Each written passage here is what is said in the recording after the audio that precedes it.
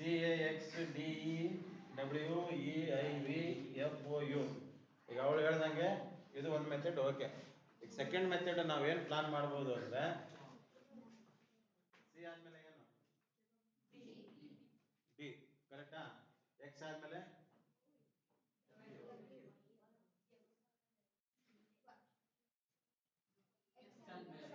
ಬರ್ತದೆ. ಹಾಂ, ಅವಾಗೇನಾಯ್ತು? ಉಲ್ಟಾ ಆಯ್ತು, ಕರೆಕ್ಟಾ? ಇಲ್ಲಿಂದ ಇಲ್ಲಿ ಡಬ್ಲ್ಯೂ ಆದಮೇಲೆ ಎಕ್ಸ್. ಈಗ ಗೊತ್ತಾಯ್ತಾ? ಇದು ಮೈನಸ್, ಇದು ಈ ಕ್ಯಾಲ್ಕುಲೇಷನ್ ಅಲ್ಲಿ ಅವನು ಕ್ವಶನ್ ರೆಡಿ ಮಾಡಿದ್ದಾನೆ. ಹಂಗಾದ್ರೆ ಇದು ಪ್ಲಸ್, ಇದು minus. U V E F. ನಮ್ಮ ನೆಕ್ಸ್ಟ್ ಲೆಟರ್ ಯಾವ ಬರ್ತದೆ? ಎ ಬಿ ಸಿ ಇಲ್ಲ, ಡಿ ಇದೆ, ಇ ಇದೆ, ಎಫ್ ಇದೆ. ನೆಕ್ಸ್ಟ್ ಯಾವ್ದು ಬರಬೇಕು? ಹೆಂಗ್ ಬರುತ್ತೆ? ಈ ಮ್ಯಾಚ್ ಆಗ್ತಾ ಇಲ್ಲ, ಆವಾಗ ನಾವು ಇದನ್ನ ಫಾಲೋ ಮಾಡಬೇಕು. 3 ಇದೆ, 4 ಇದೆ, 5 ಇದೆ, 6 ಇದೆ. ಇಲ್ಲಿ ಏನು ಬರಬೇಕು? +7 ಬರಬೇಕು. ಕರೆಕ್ಟ್ ತಾನೆ? ನಾವು ಎ ಬಿ ಸಿ ಡಿ ಲೆಕ್ಕಕ್ಕೆ ಹೋದ್ರೆ ಬರ್ತಾ ಇಲ್ಲ, ಅದು ಬಿಟ್ಬಿಡೋಣ. ಈ ಲೆಕ್ಕದಲ್ಲಿ ಬರೋಣ. +3 +4 +5 +6. ನೆಕ್ಸ್ಟ್ ನಂಬರ್ ಏನೇನು? +7. +7 ಅಂದ್ರೆ 1 2 3 4 5 6 7. ಜಿ ಬಂತು. ಜಿ ಎಲ್ಲಿದೆ? ಇಲ್ಲಿದೆ, ಇಲ್ಲಿದೆ. ಇನ್ನೂ ಡಿಸೈಡ್ ಆಗಿಲ್ಲ ಆನ್ಸರ್ ಯಾವುದು ಅಂತ ಬರೆಯಂಗಿಲ್ಲ. ಓಕೆ, ಇನ್ನೂ ಡಿಸೈಡ್ ಆಗಿಲ್ಲ ಆನ್ಸರ್. ಯಾಕಂದ್ರೆ ಎರಡಿದೆ, ಇದು ರಿಜೆಕ್ಟ್, ಇದು ರಿಜೆಕ್ಟ್. ಯಾಕಂದ್ರೆ ನಮ್ದು +7 ಅಲ್ಲಿ ಇದೆ ನಾವು. ಕರೆಕ್ಟ್ ತಾನೆ? ನೆಕ್ಸ್ಟ್ ನಾವೇನ್ ಮಾಡಬೇಕು ಅಂದ್ರೆ -7ಗೆ ನಾವು ಹೋಗ್ಬೇಕು. +7 ಆಯ್ತು, -7 ಹೋಗ್ಬೇಕಂದ್ರೆ 1 2 3 4 5 6 7. ಆಯ್ತಾ? ಟಿ ಇಲ್ಲ ಐತಲ್ಲ, ಇದು 3ನೇ ಅಕ್ಷರ ಟಿ, ಇದು 3ನೇ ಅಕ್ಷರ ಟಿ.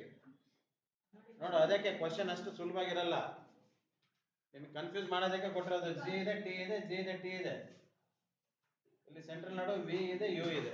ಈಗ ಹೇಳಿ ನೋಡೋಣ ಆನ್ಸರ್.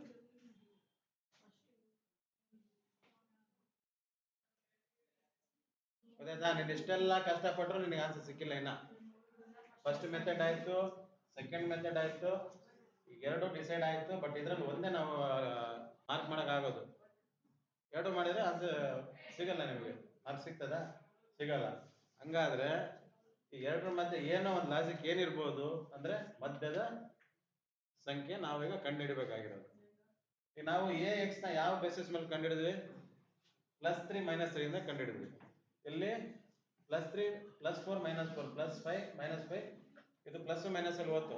ಹಂಗಾದ್ರೆ ಇದರ ಮತ್ತು ಇದರ ನಡುವೆ ಇರುವ ವ್ಯತ್ಯಾಸ ಅಥವಾ ಇದರ ಲಾಜಿಕ್ ಏನು ಅನ್ನೋದನ್ನು ನಾವು ಕಂಡುಹಿಡಿದ್ರೆ ನಮಗೆ ಇಲ್ಲಿ ಸೆಂಟರ್ ಅಲ್ಲಿ ಯು ಬರುತ್ತಾ ವಿ ಬರುತ್ತಾ ಅಂತ ನಾವು ಡಿಸೈಡ್ ಮಾಡ್ಬೋದು.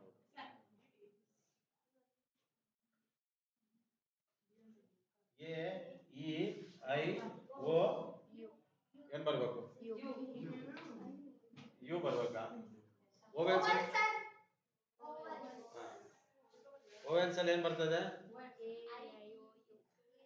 A E I O U ಬರ್ತದೆ. ಹಂಗಾಗಿ ಇದು ನೋಡೋಣ, ಇಲ್ಲಿ ಪ್ಲಸ್ ಮೈನಸ್ ಇಟ್ಟು ಸೆಂಟ್ರಲ್ ಓವೆಲ್ಸ್ ಇಟ್ಬಿಟ್ಟಿದ್ದಾನೆ. ಗೊತ್ತಾಯ್ತಾ? ನಾವು ಹೆಂಗ್ ಟ್ರಿಕ್ಸ್ ಮಾಡಿದಾನೆ ಅಂದ್ರೆ ನಿಮಗೆ ಗೊತ್ತಾಗ್ಲೇಬಾರ್ದು. ಇಷ್ಟು ಟ್ರೈ ಮಾಡಿ 2 ನಿಮಿಷ ಟೈಮ್ ವೇಸ್ಟ್ ಮಾಡಿ ನೆಕ್ಸ್ಟ್ ಕ್ವಶನ್ಗೆ ಹೋದ್ರೆ ನೀವು ಫೇಲ್ ಆಗ್ತೀರಾ. ಅದಕ್ಕೋಸ್ಕರ ಅವನು ಸೆಂಟ್ರಲ್ಲಿ ಈ ಲಾಜಿಕ್ ಇಟ್ಟಿರೋದು. ಹಂಗಾಗಿ ಇದು ಸರಿ ಅಲ್ವಾ? ಇದು ತಪ್ಪು.